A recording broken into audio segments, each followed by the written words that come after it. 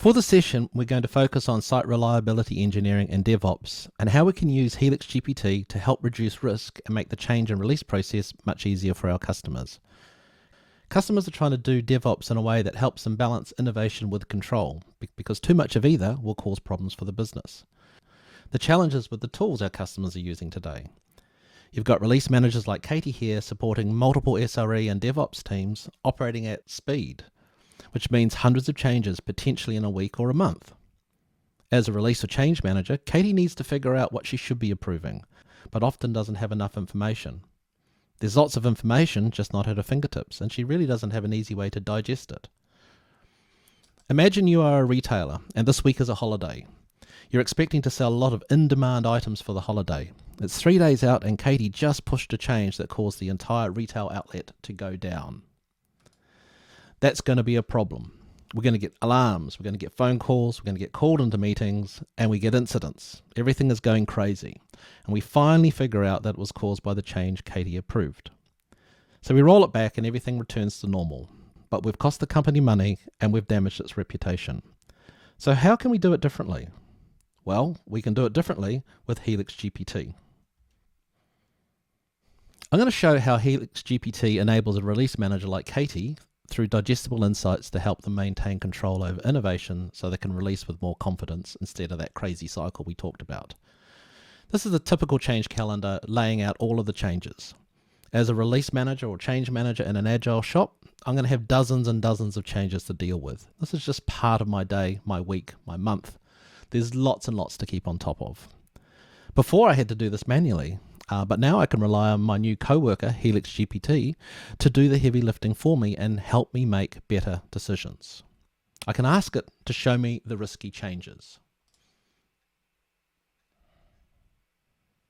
While I care about the other changes, I care a lot more about the risky one given Katie's recent experience.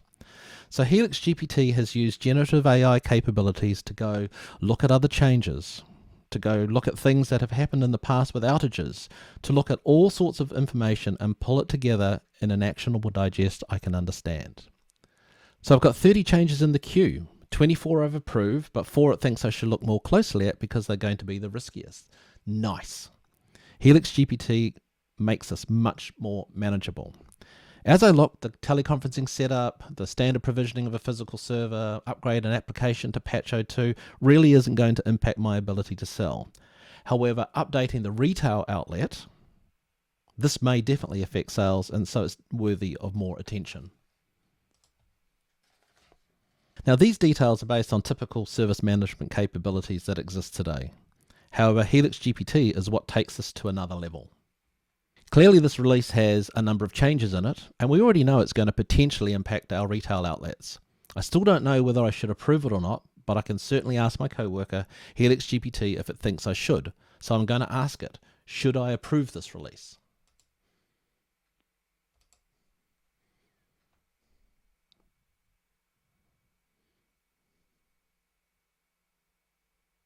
And as you can see, HelixGPT has come back with a really nice summary and lots of additional information to help inform my decision. It's telling me the release contains 3 change requests and that previously updates of SSL certificate changes have actually caused problems and availability issues. So I might want to think more about that. It also gives me the ability to view more information to help me make that decision. This is an important piece of what we talked about. I'm a release manager persona right now, and all the work is tied into the CI/CD pipeline and DevOps tooling, whatever that is.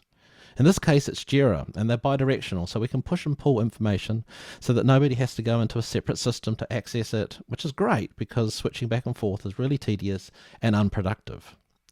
So I can see what is in Jira, where we've got the stories and the bugs.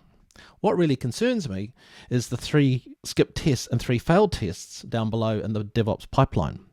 So I could go back and ask Bob Baxter, as he owns this release, what's going on, and ask why, and what we should be doing about it. But before I do that, I also want to know if we have a problem with the release. So again, I'm going to ask HelixGPT, what's the impact of this change?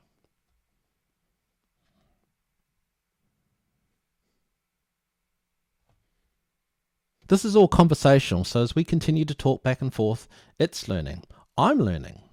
But it says, look, there's a risk you're going to have availability issues and recommends putting the release on hold. It also gives me more insight. Hey, by the way, the retail outlet is currently impacted and will take me directly into operations management to have a closer look at what is happening right now, which might be really useful when approving an emergency change, simply by clicking. Okay, there's a network issue going on with the service currently. That's really good to know. And I also see from the DORA insights that the DevOps team is actually on top of their game when looking at their metrics. This is really useful and good to know, and can take that into consideration as well to lower risk and make it worth the innovation that's going to be deployed as part of the release.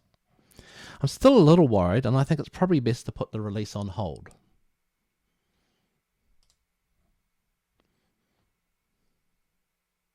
This shares information with other parts of the organization so they understand the changes on hold.